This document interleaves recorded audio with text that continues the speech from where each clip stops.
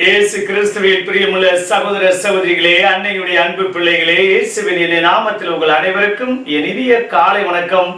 இன்று தவக்காலத்தின் 18ஆம் நாள், மாதத்துடைய 4வது சனிக்கிழமையும் கூட.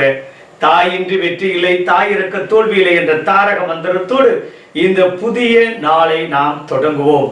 ஆம் பிரியமான சகோதர சகோதரிகளே, ஆனமலை ஆரோக்கிய அன்னை உங்கள் ஒவ்வொருவருக்காகவும் பரிந்து பேசுகிறார்.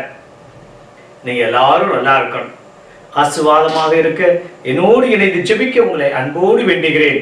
ஆம் பிரியமான சகோதர சகோதரிகளே, ஆனமலை ஆரோக்கிய ஆலயத்தில் நடக்கக்கூடிய நிகழ்வுகள் இன்று காலை சரியாக 10:30 மணிக்கு அன்னைக்கு பிடித்த ஜெபமாலையும், தொடர்ந்து திவ்யனற்கனை ஆசீர்வாதமும் தோத்திரப்படியும் நற்செய்தி கூட்டமும் நடைபெறும்.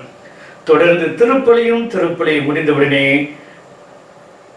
திருச்சிலுவை அபிஷேக ஆராதனையும், அதனைத் தொடர்ந்து அன்பின் விருந்திலும் நீங்கள் அத்தனை பேரும் பங்கேற்று மிகுதியான அன்னையுடைய ஆசீர்வாதத்தோடு இல்லம் செல்ல உங்களை இருகரம் கூப்பி ஆனமலை ஆரோக்கிய ஆலயத்திற்கு வருகை என வரவேற்கின்றோம். ஆனமலை ஆரோக்கிய ஆலயமானது பொள்ளாச்சியிலிருந்து சரியாக 12 கிலோமீட்டர் தொலைவில் முரளி மருத்துவமனை என்ற நிறுத்தத்தில் இறங்கி பொள்ளாச்சி மார்க்கமாக நடந்து வந்தால் 100 அடி தூரத்தில் மெயின் ரோட்டில் அன்னையுடைய ஆலயத்தை காண்பீர்கள். வாருங்கள், நாம் இணைந்து ஜெபிப்போம், சாட்சிகளாக மாறுவோம். பிரியமான சகோதர சகோதரிகளே, இன்றைய நாளில் நடக்கக்கூடிய எல்லா வழிபாட்டிலும் விசேஷமாக உங்க அத்தனை பேருக்காகவும் நான் ஜெபிக்கின்றேன், ஒப்பு கொடுக்கின்றேன். நீங்க நல்லா இருக்கணும், ஆசீர்வாதமா இருக்கணும். உங்களுடைய பிள்ளைகளுடைய தேர்வையும், உங்களுடைய தொழிலையும், வெளிநாட்டில் உள்நாட்டில் இருக்கக்கூடிய சொந்த பந்தங்களையும் ஆனமலை ஆரோக்கிய அன்னையுடைய பரிந்துரையோடு ஆண்டவர் ஆசீர்வதிக்கின்றார். ஒரு நாள் ஆனமலை ஆரோக்கிய ஆலயத்திற்கு நீங்கள் அத்தனை பேரும் சாட்சியாக வருவீர்கள் என்ற நம்பிக்கையோடு இந்த புதிய நாளை நாம் தொடங்குவோம். பிரியமான சகோதர சகோதரிகளே, நம்முடைய நற்செய்திக்கு வருவோம். லூக்கா நற்செய்தி 15வது அதிகாரம் ஒரு அற்புதமான அதிகாரம். நம் பரம தந்தையின் இரக்கத்தையும் மன்னிப்பையும் பரிவையும் பற்றி தெளிவாக விளக்கி கூறக்கூடிய ஒரு அற்புதமான அதிகாரம். இன்று ஊதாரி மைந்தனுடைய கதையை நாம் வாசிக்கின்றோம். ஆண்டவர் ஒரு அற்புதமான பாவிகளை மன்னிக்கவும், பாவிகளுக்கு விடுதலை கொடுக்கவும், பாவிகளுக்கு மறுவாழ்வு கொடுக்கவும், அவர்கள் திருந்தி வாழவும் ஒரு வாய்ப்பையும் சந்தர்ப்பத்தையும் நான் கொடுக்கின்றேன் என்பதற்கு ஒரு அருமையான ஒரு கதை ஒன்று கூறுகிறார். நாம் சிறு வயதிலிருந்து அடிக்கடி நாடகமாக அல்லது ஏதோ ஒரு விதத்தில் ஊதாரி மைந்தனுடைய கதையை வாசிக்காதவர், கேட்காதவர் யாருமே இல்லை. ஆனால் இந்த தவ காலத்துல இந்த ஒரு அற்புதமான ஒரு கதை, நாம் யாரை போல இருக்க வேண்டும்?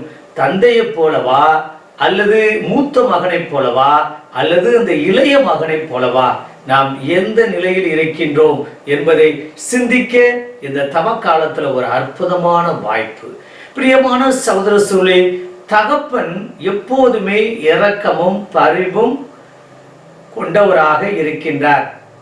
ஏனென்றால் அவர் தன்னுடைய இளைய மகன் எப்போது திரும்பி வருவான் என்று காத்து கிடக்கின்றார். இரவு பகலாக அவனை பார்த்தவுடன் அவனை கட்டி அரவணைத்துக் கொண்டு அவனுக்கு இந்த சமூகத்தில் மற்றவர்களுக்கு முன்பாக மதிப்பையும் மரியாதையும் அவர் பெற்றுத் தருகிறார்.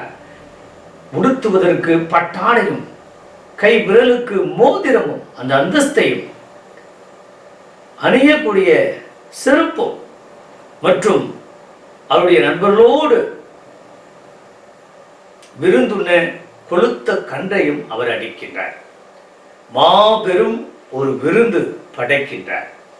பிரியமான சகோதர சகோதரிகளே, ஏற்றுக்கொள்வது மட்டுமல்ல, அந்த இளைய மகனை புரிந்து கொண்டு அவனை அடிக்கடி அவனுடைய குற்றத்தையும் குறையையும் பாவத்தையும் பலவீனத்தையும் சொல்லி சொல்லி காமிக்காமல் அவங்க நண்பரும் அந்த குடும்பத்தாரும் முழுமையா ஏற்றுக்கணும் என்பதற்காக அந்த சமூக அமைப்பையே அவர் மாற்றுகிறார். அந்த சமூக சிந்தனையை அவர் மாற்றுகிறார். ஏனென்றால் சொத்தை பிரித்து சென்று விட்டார், ஊதாரித்தனமாக வாழ்ந்து விட்டார். அவர் திரும்பி வருகிறார், இறந்து போனவன் உயிர் பெற்றெழுகிறான். பிரியமான சகோதரர்களே, அப்படிப்பட்ட தந்தையாக நாமும் இருக்க வேண்டும். நம்ம குடும்பத்துல யாரோ ஒருவர் எப்போதோ செய்த குற்றத்தையும் பாவத்தையும் பலவீனத்தையும் சொல்லி சொல்லி காமிப்பது, அல்லது செய்ததை காமிப்பது, அல்லது சுட்டி காமிப்பது, அல்லது இடக்கு முடக்காக ஏதோ ஒரு விதத்துல அதை மீண்டும் மீண்டும் நினைவுபடுத்துவது, நக்கல் பண்ணுவது, கலாய்ப்பது, ஏதாவது ஒரு விதத்துல அவர்களை நாம் மனதளவுல புண்படுத்தி கொண்டே இருக்கின்றோமா? அப்படி என்றால் அதை மாற்றிக்கொள்வோம். இளைய மகன் என்னதான் இருந்தாலும் தான் செய்ததை உணர்ந்து பார்க்கின்றான். தப்பு நடந்துருச்சு, ஊதாரித்தனமா வாழ்ந்தாச்சு, பணத்தெல்லாம் செலவு செய்தாச்சு, கூட இருந்த நண்பர்லாம் விட்டு ஓடிட்டாங்க, கடைசியில பன்றி மேய்க்கக்கூடிய வேலையை கூட கஷ்டப்பட்டு வாங்குறான், உணவு இல்லாமல் போயிடுச்சு, பன்றிகள் திங்கக்கூடிய அந்த உணவை அவனும் சாப்பிட ஆரம்பிக்கிறான்.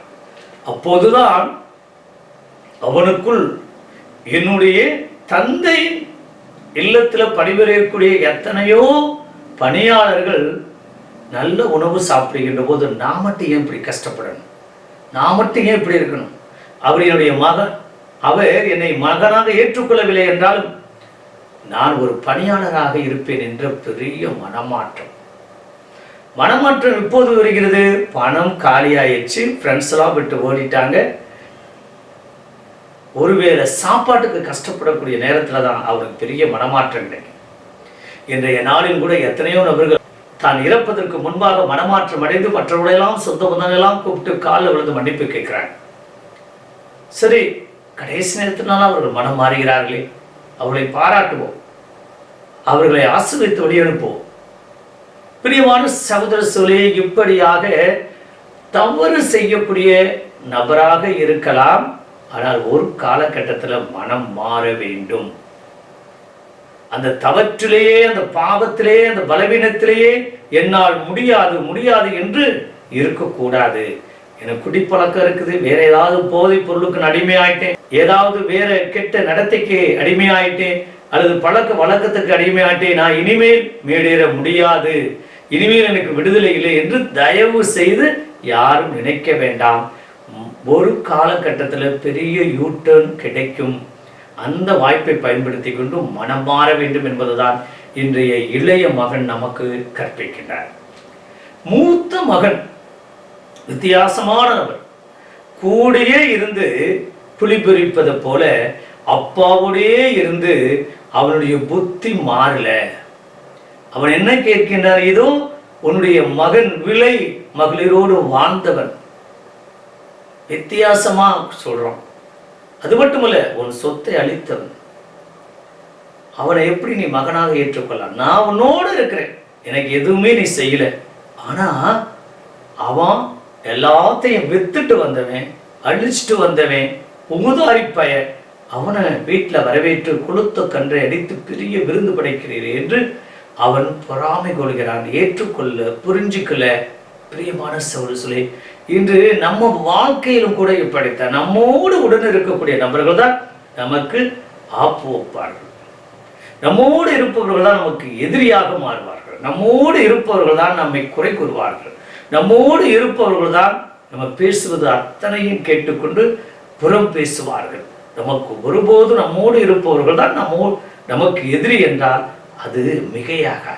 பிரியமான சகோதரர்களே, தந்தையோடு இருந்தும் கூட அவன் அந்த தந்தையுடைய இரக்கத்தையும் பரிவையும் மன்னிப்பையும் அந்த தந்தையுடைய அந்த தாராள உள்ளத்தையும் அவன் புரிந்து கொள்ளவில்லை.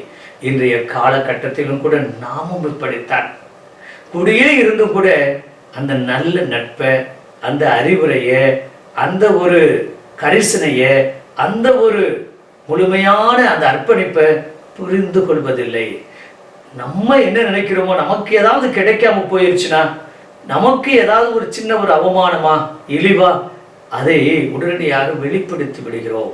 பிரியமான சகோதரர்களே, நாளை நினைத்து பார்ப்போம். அதற்கு அந்த தந்தையும் அந்த ஊதாரி மைந்தனும் எவ்வளவோ பரவாயில்லை. ஆனா கூடயே இருந்து அவன் இரக்கமற்றவனாக இருக்கின்றான். பிரியமான சகோதரர்களே, இந்த 3 நபர்கள் இந்த நாளில் நம்ம யாரை போல இருக்கிறோம் என்பதை சிந்திக்க தவக்காலத்தின் 18ஆம் நாள் நமக்கு அழைப்பு விடுக்கின்றது. மனம் மாறுவோம், அல்லது மனம் மாறி வரக்கூடிய நபர்களை ஏற்றுக்கொள்வோம், புரிந்து கொள்வோம். அந்த மூத்த மகனை போல ஒருபோதும் இருக்கலாகாது. ஆலயத்துக்கு வரலாம், பக்தி பரவசத்தோடு இருக்கலாம், கூடயே இருக்கலாம். ஆனா அப்படிப்பட்ட நட்பையும், அப்படிப்பட்ட உறவையும், அப்படிப்பட்ட சூழ்நிலையும் நம்ம கொச்சைப்படுத்துவது, அல்லது விவகாரமாக பார்ப்பது, அல்லது விமர்சனம் பண்ணுவது, அல்லது எதிராக பேசுவது, எதிராக நிற்பது, அத்தனையும் தவிர்த்து விட்டு நாம் அந்த இளைய மகனைப் போல, அந்த தந்தையை போல வாழ இணைந்து ஜெபிப்போமா? பரலோக தந்தையே இறைவா, இன்று மாதத்தினுடைய 4வது சனிக்கிழமை ஆனமலையில் வீட்டிருக்கக்கூடிய ஆரோக்கிய தாயே, எங்களுக்காக பரிந்து பேசுங்கம்மா. எங்கள் பிள்ளைகளாம் இந்த நாட்களில் தீர்வுக்காக தயார் செய்து கொண்டிருக்கிறார்.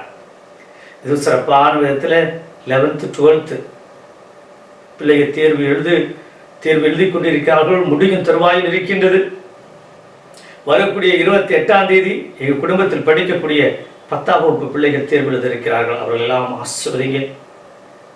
இன்னும் நாங்கள் மன்னிக்காத நபர்களை, மறக்காத நபர்களை மன்னிக்கவும், மறக்கவும், ஏதோ பரிவும் இரக்கமும் அந்த தந்தையைப் போல எப்போது வருவார்கள் என்று காத்து கிடக்கக்கூடிய ஒரு வளமை பாக்கியத்தை கொடுக்கும்படியாக எங்களை நம்பி இருப்பவர்களுக்கு ஒருபோதும் நாங்கள் துரோகம் லபிக்க மாட்டோம், நம்பிக்கை துரோகம் பண்ண மாட்டோம், காட்டி கொடுக்க மாட்டோம், அவர்களை பற்றி இல்லாத பொல்லாது பேச மாட்டோம், அவர்களுக்கு எதிராக நாங்கள் மாற மாட்டோம் என்ற அப்படிப்பட்ட உணர்வோடு என்று வாழ அந்த ஊதாரி மைந்தனைப் போல நாங்களும் திருப்பி வந்திருக்கிற ஆண்டவரே, எங்களை ஏற்றுக்கொள்வாய், எங்களை புரிந்து கொள்வாய்.